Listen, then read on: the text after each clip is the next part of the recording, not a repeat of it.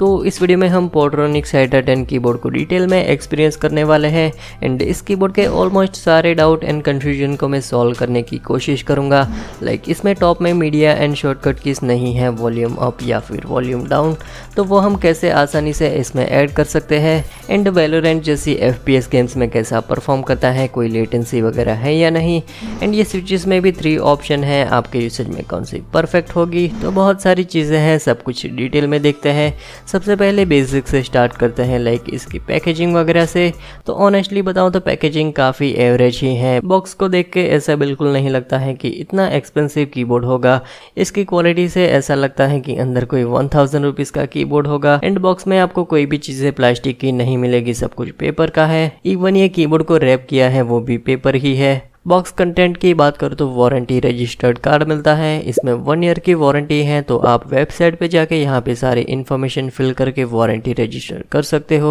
Next ये manual मिलता है जिसमें बेसिक सारी इन्फॉर्मेशन है, कनेक्शन एंड RGB को कैसे यूज़ करना है, लेकिन मीडिया कीज कैसे यूज़ करनी है उसकी कोई इन्फॉर्मेशन नहीं है, क्योंकि बॉक्स पे क्लियरली लिखा है कि ये मल्टीमीडिया कीज को सपोर्ट करता है। एंड ये type C cable same white colour में कीबोर्ड से मैच हो रहा है, जिसे चार्जिंग के लिए या फिर डायरेक्ट वायर्ड मोड में यूज़ कर सकते हो। इसकी लेंथ 1.6 मीटर है, जो कि इतने डिस्टेंस PC के साथ यूज़ करने में कोई इश्यू नहीं है। तो ओवरऑल अनबॉक्सिंग का एक्सपीरियंस एवरेज ही है, इतना कुछ प्रीमियम तो नहीं है, लेकिन इससे कोई फ़र्क नहीं पड़ता। हमें तो सिर्फ मेन प्रोडक्ट ही अच्छा एंड प्रीमियम चाहिए।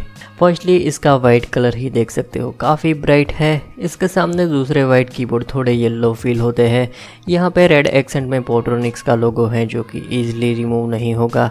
एंड इसकी ये सारी एडजेस राउंड शेप में है, तो होल्ड करने में या यूज़ करने में हाथ में चुभेगा नहीं। कीबोर्ड का स्लोप ऐसा कुछ है, मैक्सिमम हाइट 1.5 इंच है एंड मिनिमम 1.3 इंच। तो नॉर्मल कीबोर्ड से इसमें शिफ्ट कर रहे हो तो एडजस्ट होने में टाइम लग सकता है। एंड पाम रेस्ट को भी यूज़ कर ही सकते हो। बाकी ये 68% लेआउट कीबोर्ड है, टोटल 68 कीज है।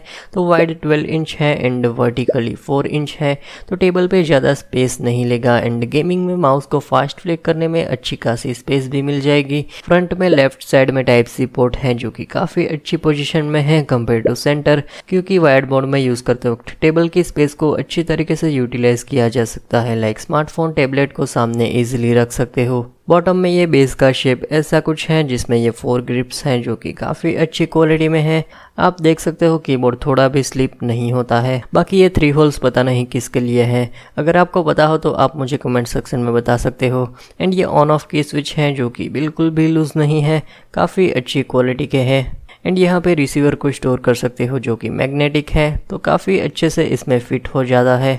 कीबोर्ड जो है काफ़ी हैवी है, वेट अराउंड 600 ग्राम है, क्योंकि प्लास्टिक की क्वालिटी तो अच्छी है ही, लेकिन कीज के नीचे मेटल प्लेट्स भी यूज़ की है, तो वेट तो ज़्यादा होगा ही। एंड ऐसी बिल्ड क्वालिटी की वजह से इसे बैग में रख के कैसे भी कहीं भी ले जा सकते हो, इसको कोई फ़र्क नहीं पड़ेगा। तो ओवरऑल इसकी बिल्ड क्वालिटी को मैं इस प्राइस में 10 आउट ऑफ 10 देना चाहूँगा।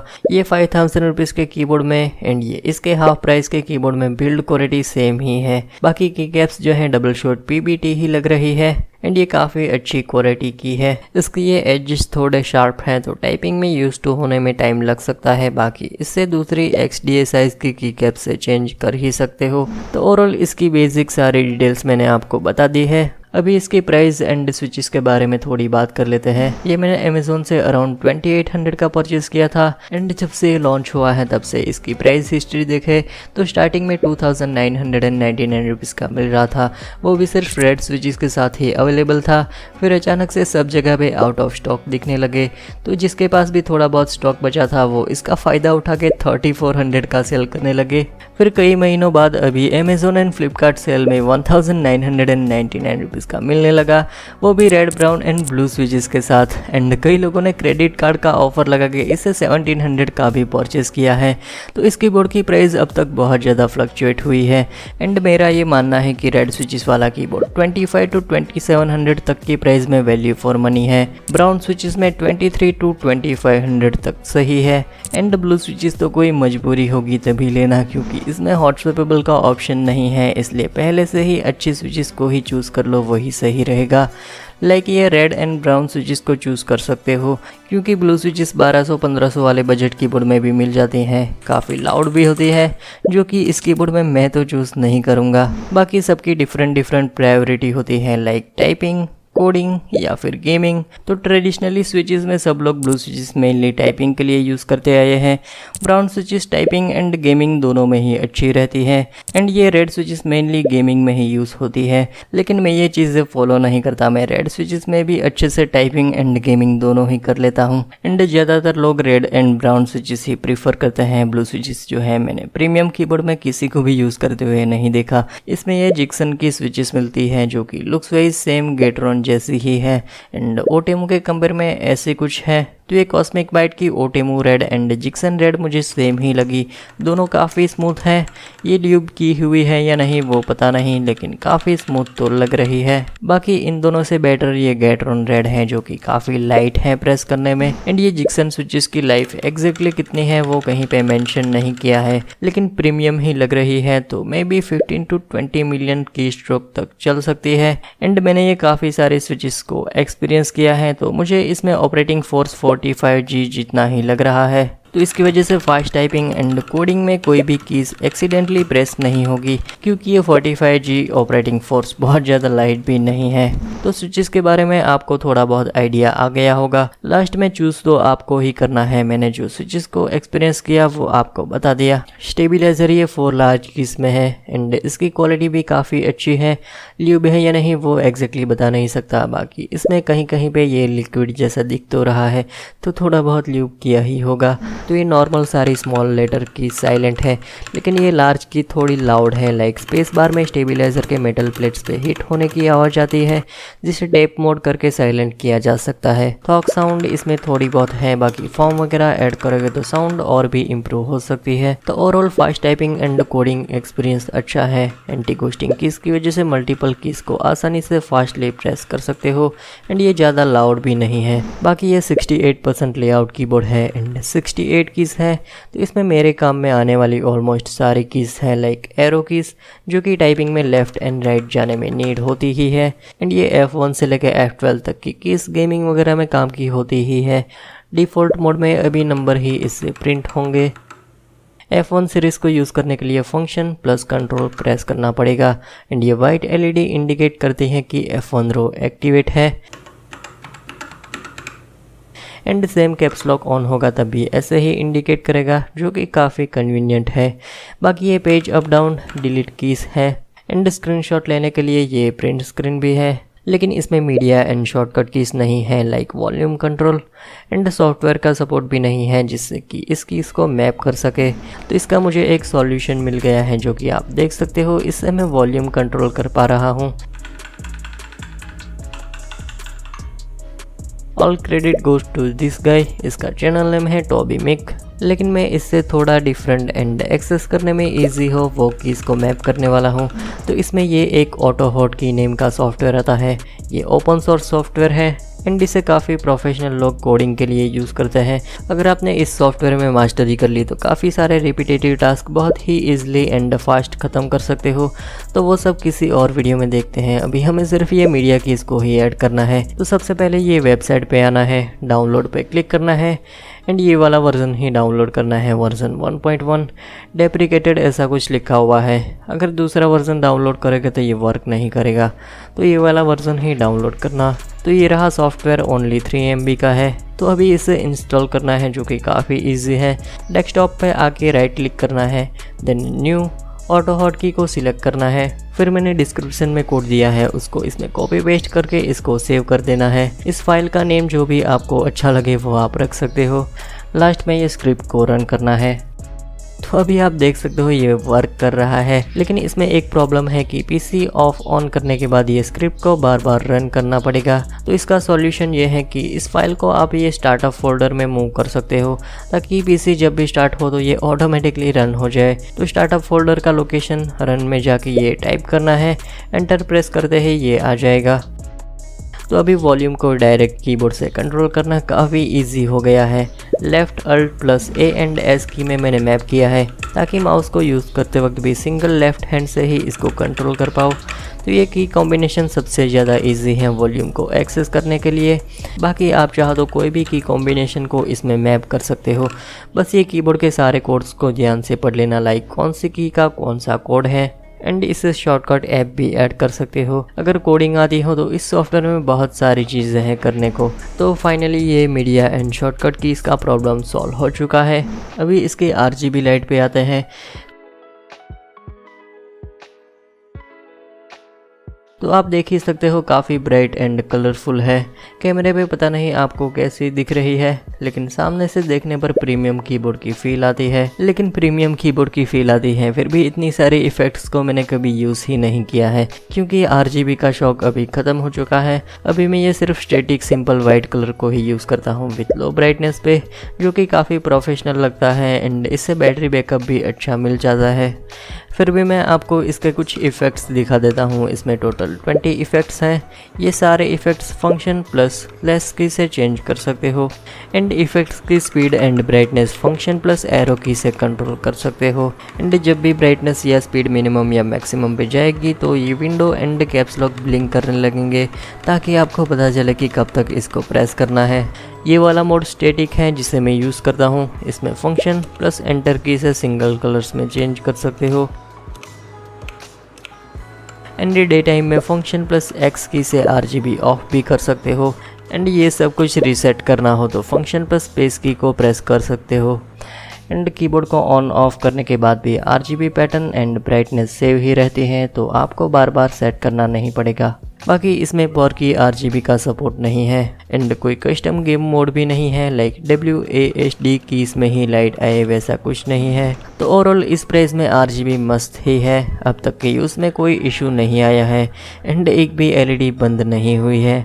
अभी आते हैं कनेक्शन ऑप्शन पे, जो कि टोटल 3 ऑप्शन है। Receiver, Bluetooth 5.0 and wired mode. ये है इसका रिसीवर। इस पे कुछ पोर्ट्रॉनिक्स की ब्रांडिंग वगैरह नहीं है। इसको कनेक्ट करने के लिए फर्स्टली फंक्शन प्लस टैब की को प्रेस करना है, उसके बाद function plus R and last में फंक्शन प्लस P। एंड अभी ये रिसीवर को यहाँ पे कनेक्ट करना है एंड डन, कनेक्ट हो चुका है। तो ये टैब की में वाइट LED इंडिकेट करती है कि ये अभी वायरलेस मोड में है। जब तक ये वायरलेस मोड में रहेगा तब तक ये ऑन ही रहेगी। ये सिर्फ वायर्ड मोड में होगा तभी ऑफ होगी। तो वायर्ड मोड में कनेक्ट करने के लिए फर्स्टली केबल को यहाँ पे कनेक्ट करना है, उसके बाद फंक्शन प्लस टैब की को प्रेस करना है एंड ये वाइट लाइट ऑफ हो जाएगी। तो ये वायर्ड से कनेक्ट हो चुका है एंड ये ऑन ऑफ की स्विच ऑफ पे होगी तब भी ये डायरेक्ट वायर्ड मोड से भी कनेक्ट हो सकता है। लेकिन ये wired mode and recharge mode में थोड़ा कन्फ्यूजन है। यहाँ पे लिखा है कि स्पेस बार में ब्लू लाइट आएगी, मतलब कि ये रिचार्ज हो रहा है। तो अभी आप देख सकते हो ये वायर्ड मोड में है फिर भी ये चार्ज हो रहा है। तो सिर्फ वायर्ड मोड में यूज़ करते वक्त ये रिचार्ज मोड का ऑप्शन इसके साथ नहीं होना चाहिए था, क्योंकि ये बार बार रिचार्ज डिस्चार्ज होता रहेगा एंड इसकी वजह से बैटरी लाइफ जल्दी डिग्रेड हो सकती है। ये ग्रीन लाइट फुल चार्ज हो जाने के बाद भी ऑफ नहीं होती है, तो मे बी ये पावर कट ऑफ नहीं करता है। ये फुल चार्ज हो जाने के बाद भी ये चार्ज होता ही रहता है। स्मार्टफोन में फुल चार्ज हो जाने के बाद पावर कट ऑफ होता है, वैसा ही इसमें ऑप्शन होना चाहिए था। तो ये charging mode and wired mode में थोड़ा कन्फ्यूजन तो है। इसका कोई सॉल्यूशन हो तो आप मुझे बता सकते हो। तो अभी वापस से वायरलेस मोड में आते हैं। ये ब्लूटूथ 5.0 से कनेक्शन करके देखते हैं। वापस से फंक्शन प्लस टैब की को प्रेस करके। तो अभी ये एक डिवाइस से कनेक्ट करके दिखाता हूँ, फंक्शन प्लस Q, उसके बाद function plus P discoverable mode के लिए। नेक्स्ट डिवाइस में ब्लूटूथ सेटिंग्स में जाना है एंड पोर्ट्रॉनिक्स हाइडर 10 को सिलेक्ट करना है। डन, ब्लूटूथ से कनेक्ट हो चुका है। तो ऐसे ही आप दूसरे और 2 डिवाइसेस से कनेक्ट कर सकते हो एंड मल्टीपल डिवाइसेस में इजीली स्विच भी कर सकते हो। ब्लूटूथ वर्जन जो है 3.0 एंड 5.0 है, तो ऑलमोस्ट लेटेस्ट ही है। एंड लेटेंसी की बात करो तो ये रिसीवर एंड वायर्ड मोड में ना के बराबर ही है। बाकी ब्लूटूथ कनेक्शन में कई चीज़ें डिपेंड करती हैं, लाइक आपके पीसी में कौन सा ब्लूटूथ वर्जन है, इनबिल्ट है या फिर डोंगल है। तो ब्लूटूथ मदरबोर्ड में इनबिल्ट है एंड लेटेस्ट वर्जन है तो लैग नहीं करेगा। बाकी ऐसे डोंगल है एंड ओल्ड वर्जन है तो डेफिनेटली लैग करेगा ही। ऐसे ब्लूटूथ डोंगल काफ़ी जल्दी हीट हो जाते हैं एंड लैग करने लगते हैं। तो ओवरऑल कीबोर्ड के कनेक्शन में कोई इशू नहीं है, इंस्टेंटली कनेक्ट हो जाते हैं। Gaming test. तो पहली बात तो इसमें ये रेड स्विचेस हैं, तो गेमिंग में इससे बेटर स्विचेस की चॉइस हो ही नहीं सकती। ये इंस्टेंटली प्रेस होती हैं जिसकी वजह से की स्ट्रोक एक्यूरेटली रजिस्टर होते हैं। एंड एन की रोल ओवर का सपोर्ट है, तो मल्टीपल कीज़ को भी एक साथ प्रेस कर सकते हो। तो FPS गेम्स में डेफिनेटली नॉर्मल कीबोर्ड के कंपेयर में इसमें बेनिफिट मिलता ही है। बाकी polling rate 1000 hertz online check करने में दिखा तो रहा है, लेकिन इसे मैं कंफर्म नहीं कह सकता क्योंकि माउस में पोलिंग रेट टेस्ट करना इजी होता है कंपेयर टू कीबोर्ड में थोड़ा कॉम्प्लिकेटेड है। लेकिन की स्ट्रोक इंस्टेंटली रजिस्टर हो ही रहे हैं, तो 1000 हर्ट्ज होना ही चाहिए। एंड ये receiver and wired mode connection में लेटेंसी ना के बराबर ही है। बाकी ब्लूटूथ कनेक्शन में कई चीज़ें डिपेंड करती हैं, तो गेमिंग करते वक्त इसमें थोड़ी बहुत लेटेंसी आ भी सकती है। अभी सबसे ज़्यादा पॉपुलर FPS गेम्स इंडिया में ये वैलोरेंट है, तो इसमें भी गेमिंग करते वक्त प्लेयर की मूवमेंट एक्यूरेट ही है एंड ओवरऑल काफ़ी अच्छा परफॉर्म कर रहा है।